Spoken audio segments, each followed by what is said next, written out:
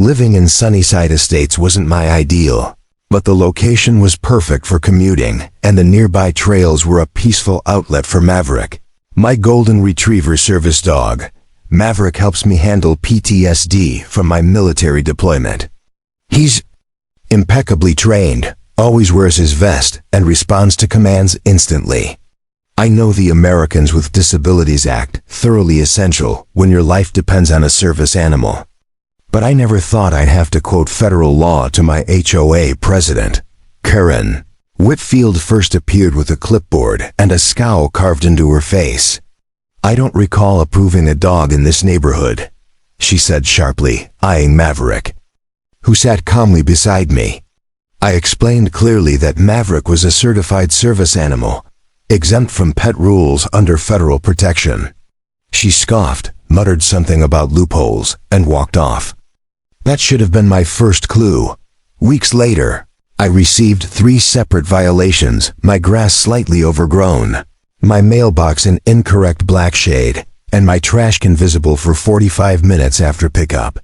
Each notice carried Karen's dramatic signature with a fake smiley face that felt more like a warning.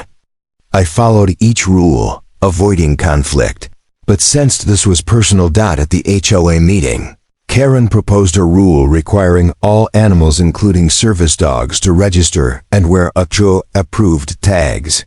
When I raised my hand and reminded them this defied federal law, she interrupted, declaring, "Federal laws don't override community policies." Neighbors seemed uneasy but silent. After the meeting, Karen leaned in and hissed, "If you want a fight, I'll give you one." Her breath reeked of stale coffee and bitterness. That weekend I was reading the paper on my porch. Maverick rested at my feet. Suddenly, a shadow stretched across my lawn. Karine stood there in her usual khaki shorts and polo, holding a spray bottle. "Your dog is breaking HOA rules, no ID tag," she announced loudly, ensuring the neighbors heard. I calmly stated Maverick was protected under federal law, and the new policy wasn't even official. Her face flushed red.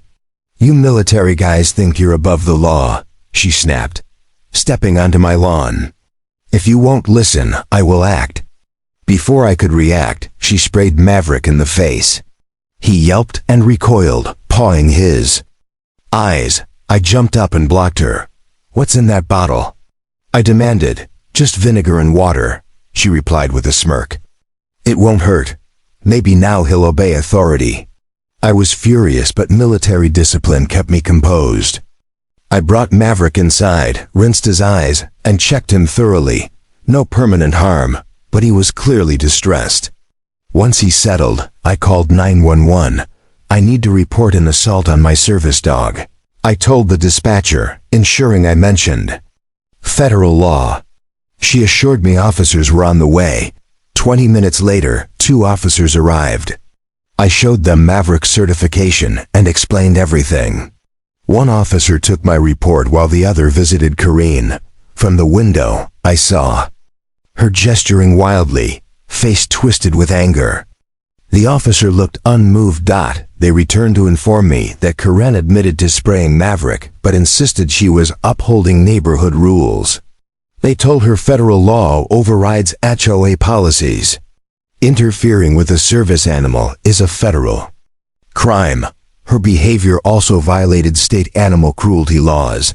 Then came the question, "Do you want to press charges?" I didn't hesitate. Absolutely. Karen was arrested on my lawn, still shouting about how I'd be kicked out, and the neighborhood would turn against me. Neighbors stepped outside to witness it. One whispered, "She's finally crossed the line." Another approached me, apologizing for their silence. "We've all been scared of her," they admitted, looking at Maverick, who had returned to his steady, loyal posture. Karen was charged with interfering with the service dog, animal cruelty, and harassment. Her court hearing was dramatic. She showed up in designer clothes with a pricey lawyer who grew visibly tense as the evidence stacked up.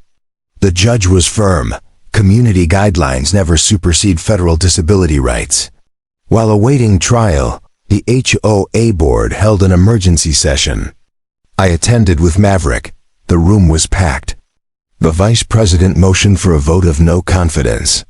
Her reckless behavior exposed us to serious legal risk, he said. The result? Unanimous removal. Karen's seat was already vacant. Her nameplate gone. Karen eventually pleaded guilty to a lesser charge. The sentence: 30 days in jail, $5,000 fine, 200 hours of animal shelter service, and mandatory disability law education. As the judge read the sentence, Karen's expression morphed from shock to rage to realization. "I was just enforcing rules," she said weakly.